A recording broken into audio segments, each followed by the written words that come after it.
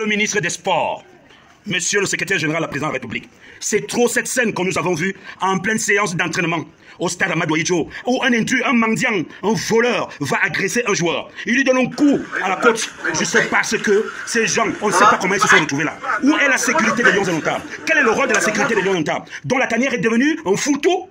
Ce pseudo-influenceur journaliste qui, habitué bien sûr du mensonge, d'ailleurs qui avait menti que ce joueur, quand je ne cite pas le nom, je cite, Baleba n'avait pas pris les véhicules affrétés par la FECAFOOT.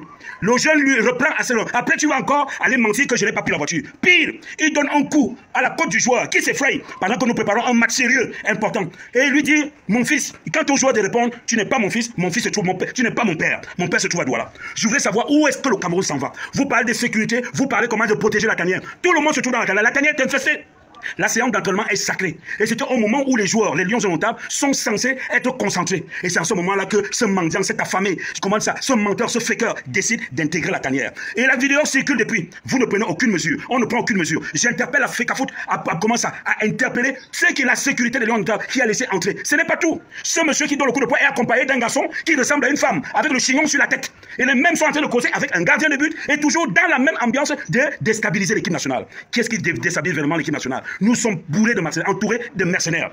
Ce monsieur qui s'appellerait Ikoul, ou Sekoul, ou Ifoot, ou Sefoot, est un danger pour les Lions indomptables. Il raquette par-ci, il raquette par-là, il fait comme ceci. Que fait-il à ce moment-là? Qui lui a permis d'aller jusqu'au niveau du banc de touche, d'un lion en préparation d'un match important, d'une qualification importante. Et en plus de cela, je puis vous dire, messieurs et chères personnes qui allaient regarder cette vidéo, qu'il a fait exprès en coupant, c'est dit que son visage, et par la suite, qu'il vient apporter le démenti sur sa page en disant en réalité que c'est son père en montrant des anciennes photos. La sécurité des Lions indomptables doit être interpellée. Monsieur le ministre des Sports, patron des Lions indomptables, ou alors patron de matchs internationaux, comme vous le dites, il doit vous donner une explication par rapport à cette attitude. Monsieur Eto n'était pas là, tel n'était pas là, vous n'étiez pas là. Que s'est-il passé en ce moment-là? Les Lions indomptables sont infiltrés. Je puis même encore dire que j'imagine qu'à l'hôtel, ce qui se passe, tout le monde mangerait à table. Tout le monde mangerait à table, alors que c'est un moment sacré de concentration.